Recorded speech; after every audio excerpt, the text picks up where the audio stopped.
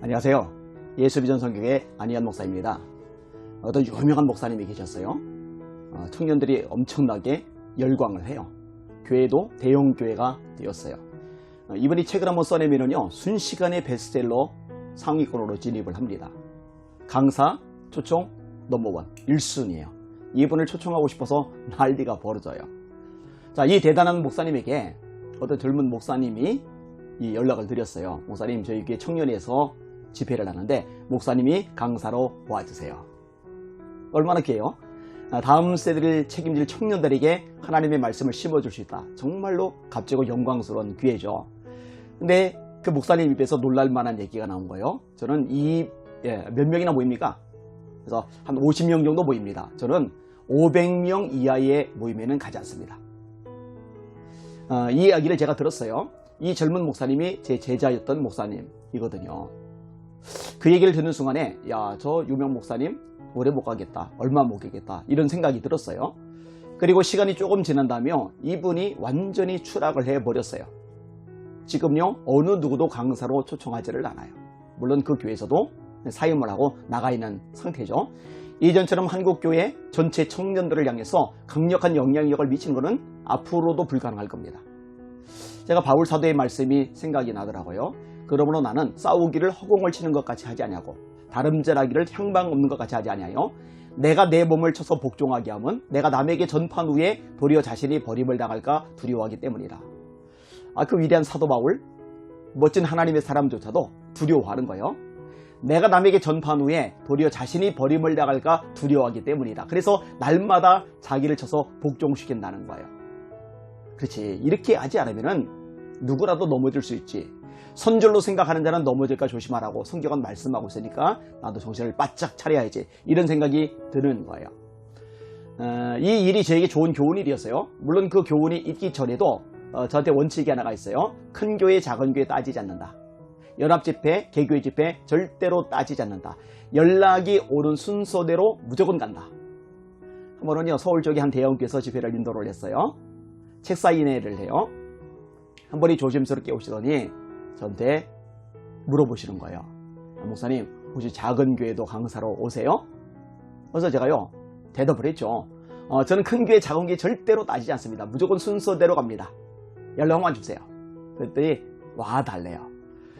그래서 이제 날짜를 잡고서 그 교회를 이제 가게 됐는데, 그 교회가 부산에 있어요. 가봤더니 4명이 모였어요. 그러면은 그 부산까지 먼 거리 가서 4명 앞에 설교하면서 그 시간에 차라리 몇천 명 모인, 몇백 명 모인 이런 데서 설교할 걸 내가 여기 왔을까, 이렇게 후회했을까요? 천만에요. 손톱만큼도 후회하지 않았습니다. 기쁨으로 하나님의 말씀을 전하고 돌아왔어요. 근데 거기 말고도요, 어디나 똑같아요. 연락이 오는 순서대로 무조건 갑니다.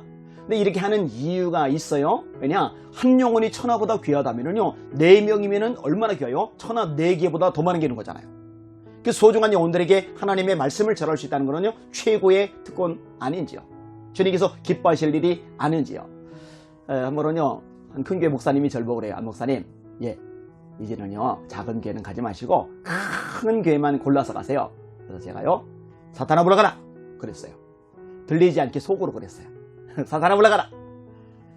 저를 넘어지게 하는 거예요. 하나님께서 절대로 기뻐하지 않을 행동인 거예요. 이 방송을 듣는 시청자 여러분, 저를 위해서 기도해 주실 마음이 있으시거든요. 이 부분도 기도했어요. 하나님, 변하지 않게 해주세요. 큰 거 작은 거 따지거나 사이즈 우상에게 휘둘리거나 그렇게 되지 말게 해주세요. 한 영혼을 천하보다 귀히 여기셨던 예수님처럼 그렇게 한 영혼을 위해서 삶을 쏟아붓는 진짜 하나님의 종으로 살다가 주님 앞에 서게 하여 주시옵소서. 한 영혼이 천하보다 귀합니다. 한 영혼에게 하나님의 말씀을 심어주는 것, 이거는 세상에서 가장 가치 있는 일입니다. 자, 오늘 기도 제목 소개하도록 하겠습니다. 김미준 형제입니다. 군 복무 중이에요. 예수님의 뜻대로만 살 수 있도록 기도해 주세요. 하나님께서 제게 주신 비전의 방향으로만 갈 수 있도록 기도해 주세요. 거룩하게 살기를 원합니다.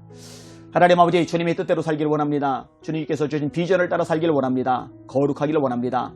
하나님 아버지, 성령께서 임하실 때 이 비전이 임할 줄 믿습니다. 말세 내가 내 영으로 모든 육체에게 부어주리니 너희 자녀들은 예언할 것이요 너희 젊은이는 환상을 보고 너희 늙은이는 꿈을 꾸리라. 성령 임할 때 젊은이는 환상, 비전 본다 하셨습니다. 주님, 성령으로 이 아들에게 임하여 주시옵소서. 하늘의 비전을 보게 하여 주시옵소서. 이 비전을 위해서 다름질하되 거룩한 삶으로 다름질하도록 평생도록 뒤돌아서지 않고 머뭇거리지 않고 주님께서 기뻐하신 그 길을 다름질하도록 역사하시고 축복하여 주시옵소서.